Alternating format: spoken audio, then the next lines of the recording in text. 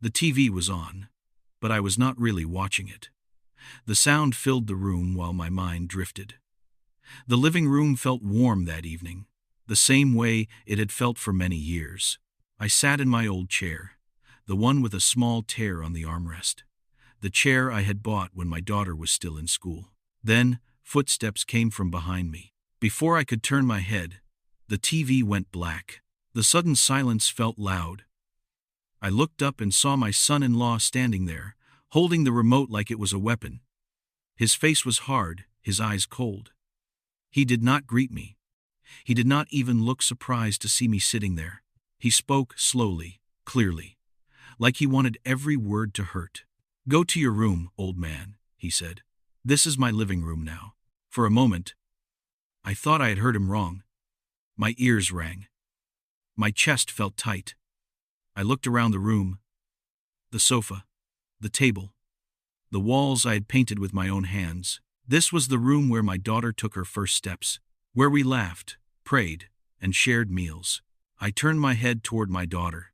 She was standing near the doorway. Her hands were folded in front of her. She did not meet my eyes. She looked at the floor like it held all the answers she was afraid to give. That hurt more than his words. I waited. Just one word from her. One small defense. But none came. The room felt smaller, like the walls were closing in on me. My son-in-law crossed his arms and waited. He was sure of himself, too sure. I felt something heavy sink inside my stomach. Anger wanted to rise, but it did not. What came instead was a deep, quiet pain. The kind that makes your body feel tired all at once. Without saying a word, I stood up.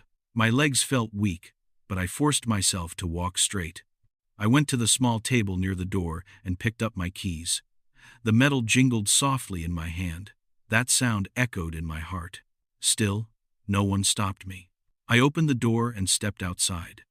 The night air hit my face, cool and sharp. I paused for a second, hoping foolishly that someone would call my name. No one did. I closed the door behind me. As I walked to my car, memories rushed into my mind. Carrying my daughter on my shoulders, teaching her how to ride a bike, promising her that this house would always be her home. I sat in the driver's seat and stared at the dark road ahead. My hands trembled as I started the engine. I drove away slowly, not knowing where I was going, only knowing one thing clearly. The house I built was no longer mine. It did not happen all at once. That is what people never understand. Disrespect does not arrive loudly. It comes quietly, like water leaking through a small crack, slowly weakening everything. When my daughter first brought her husband home, I welcomed him with open arms. I believed a man who loved my child would also respect her father. I was wrong. At the beginning, he was polite. He called me sir. He asked questions. He smiled often. I thought I was safe, but after the wedding, things changed. Small things first. He began sitting in my chair without asking. He turned the TV loud when I was resting. He spoke over me when visitors came. Each time, I told myself it did not matter. I told myself peace was more important than pride. My daughter noticed. I could see it in her eyes. But she never spoke. She always said, "Let's not argue," or "He didn't mean it that way." Her voice grew softer each time she defended him. The house also began to change. Things were moved without asking me. Old photos disappeared from the walls. New furniture arrived big. Expensive pieces that did not feel like home. When I asked about it, my son-in-law would smile and say, "Times are changing." Those words made me feel old. At night, I lay in my room, listening to their voices through the walls. Sometimes they argued. Sometimes they laughed. I felt like a guest in my own house. I started spending more time alone, fixing small things around the house just to feel useful. One evening, I tried to speak. I told my daughter I felt pushed aside. I told her I missed how things used to be. She looked at me with tired eyes and said, "Please, don't make things hard." That sentence stayed with me. I realized then that she was afraid. Not of me, but of losing her marriage. She chose silence to keep her life stable. And in doing so, she left me alone. Still, I stayed. I stayed because I remembered her as a child, holding my hand tightly whenever she crossed the road. I stayed because fathers do not leave easily. But every day, my son-in-law grew bolder. His voice grew louder. His rules grew stricter. And my place in the house grew smaller. By the time that night in the living room came, the respect had already been gone for a long time. I just did not want to admit it. The road ahead of me was empty, but my mind was loud. Street lights passed over my car, one by one, like slow blinks of an eye that refused to close. My hands stayed tight on the steering wheel. I did not cry. I did not shout. I felt something worse, numb. I did not know where I was going. I drove until the fuel light blinked. That was when I finally stopped. In front of a small roadside place with a flickering sign. I parked and sat there for a long time, listening to the engine cool down. The silence pressed against my chest. Inside, the room smelled old and clean at the same time. The bed was narrow. The light was dim. I sat on the edge of the mattress and stared at my hands. These hands had built walls, fixed roofs, paid school fees. Now they shook slightly. I lay down, but sleep would not come. My daughter's face kept appearing in my mind, not as a grown woman, but as a little girl running toward me after school. I remembered promising her I would always protect her. Somewhere along the way, I had stopped protecting myself. Hours passed. Around midnight, I stood up and opened my small travel bag. At the bottom, under old papers and clothes, was an envelope. Thick, brown, worn at the edges. I held it for a long time without opening it. This was something I had prepared years ago, after my wife passed away. Back then, I had learned a hard lesson: people change, even family. I had made quiet decisions, signed quiet papers, and told no one, not even my daughter. I placed the envelope back in the bag. Not yet, I told myself. The phone beside the bed buzzed once. A message from my daughter. Only 3 words. Are you safe? I stared at the screen. My thumb hovered over the reply button. Many answers came to my mind. None felt right. In the end, I put the phone face down. Back at the house, I knew things were not calm. My son-in-law would be enjoying his victory.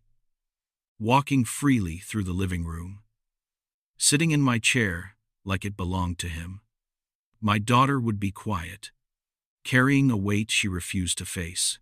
As the night stretched on, something inside me settled. I was done begging for space. Done waiting for respect. Done being invisible. I lay back and closed my eyes. Not knowing how tomorrow would begin, but knowing it would not be the same. And somewhere, very close to morning, a plan that had been sleeping for years quietly woke up. Morning came slowly. Sunlight entered the house through the thin curtains, touching the living room floor where silence now lived. My daughter moved through the house like a shadow. She barely slept. Her mind kept returning to the moment I walked out the door with my keys. Daniel sat at the dining table, scrolling on his phone, calm and relaxed. He acted as if nothing important had happened. The living room was quiet, the TV still off. The chair where I used to sit was empty. Then the doorbell rang.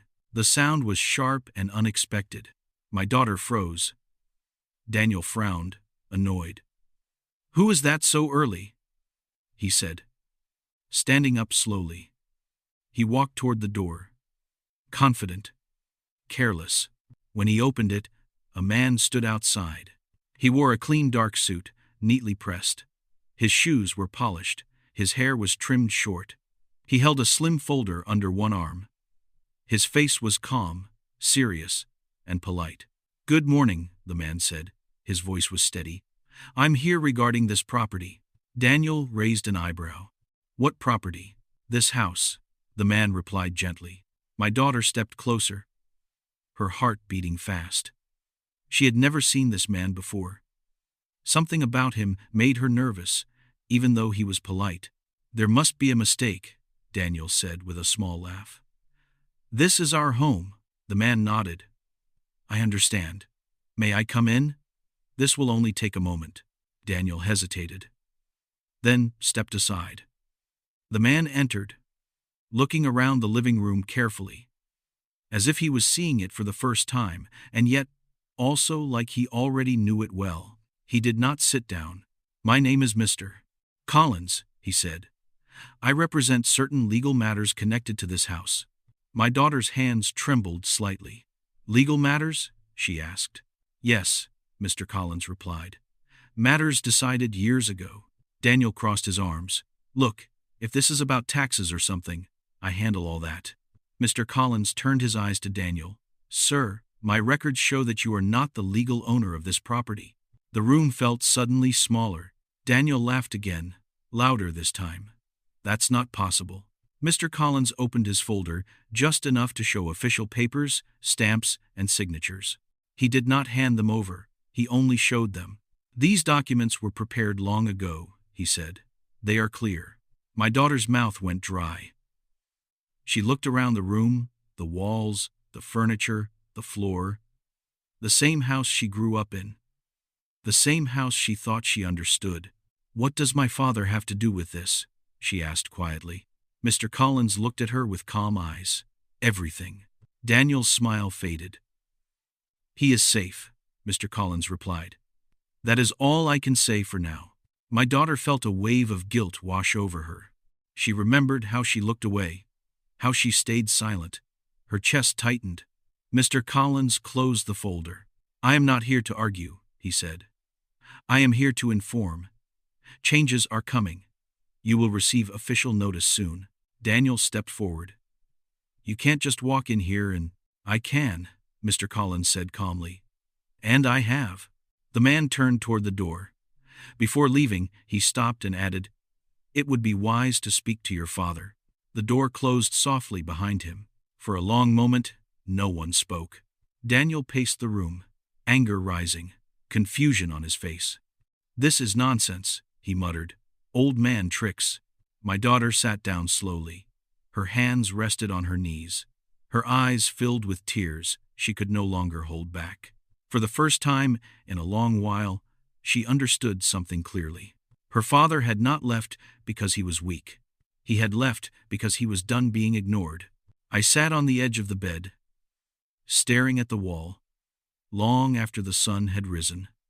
The room was quiet, but my heart was not. I knew the knock had already happened. I did not need to be there to feel it. Some things, when they begin to move, cannot be stopped. Back at the house, the air felt heavy. Daniel walked from room to room, touching things like he was checking if they were still real. The sofa, the TV, the walls. His confidence from the night before was gone. Every step he took sounded louder than it should have. My daughter sat at the table, her eyes red, her hands wrapped around a cold cup of tea. She had not spoken since the man in the suit left. Her mind replayed his words again and again. Matters decided years ago. She finally stood up and walked into my old room. It was clean, too clean. The bed neatly made, the wardrobe half empty. She opened the door slowly, as if afraid something would jump out. Everything smelled faintly like me. Soap, paper, time. On the small table near the bed, she saw it. An empty space. Something had been there before. Her chest tightened. She realized then that I had not left without thought. I had not left in anger alone. I had left knowing something they did not. Daniel appeared at the doorway. "He planned this," he said, his voice sharp but uncertain. "This is some kind of trick." She turned to him. For the first time in a long while, she did not lower her eyes. "No," she said quietly. "You did this." That stopped him. She walked past him and picked up her phone. Her fingers trembled as she typed my number. It rang once, twice. I watched the phone light up on the bed beside me. I answered. "Dad," she said. "I'm fine," I replied calmly. There was a long pause. "The man, the house. Is it true?" "Yes," I said. Daniel's voice cut in, loud and angry. "You embarrassed me," he shouted through the phone. "You walked out and sent a stranger to scare us." I closed my eyes. "I didn't send him to scare you," I said. "I sent him to speak the truth." Silence followed. "I built that house," I continued. I protected it. I protected you. And when I was told to leave like I was nothing, I understood something very clearly. My daughter began to cry. You stayed silent, I said gently. That silence spoke louder than words. Daniel tried to interrupt again, but my daughter raised her hand, stopping him. He froze, shocked. Dad, she whispered, I'm sorry. Those two words landed heavier than anything else that day. I never wanted to hurt you, I replied, but I won't disappear to make others feel strong. There was another knock at the door. Daniel turned pale. This time, it was not Mr. Collins alone. Another man stood beside him, holding documents. Calm, professional, serious. Daniel's anger collapsed into fear. My daughter stood taller than she had in years. Inside my room, miles away, I leaned back against the wall and closed my eyes. For the first time in a long time, my chest felt light. Whatever happened next would happen in the open. Not in silence, not in fear, not in a house where respect was taken for granted. The truth had arrived at the door. And it was not leaving. The house was quiet that evening. But it felt alive in a way it hadn't for years. The papers had been read, the legal matters settled, and the truth was finally clear. Every signature, every stamp confirmed what I already knew in my heart. The house, the home I had built with my own hands, was mine, not just mine, but a place where respect could no longer be denied. Daniel sat at the edge of the sofa, his face pale and silent. The arrogance, the control he had once wielded like a weapon, had crumbled in the face of facts. He looked at me with a mix of fear, confusion, and perhaps the first hint of understanding. There were no loud arguments, no shouting matches. The silence itself carried the weight of his realization.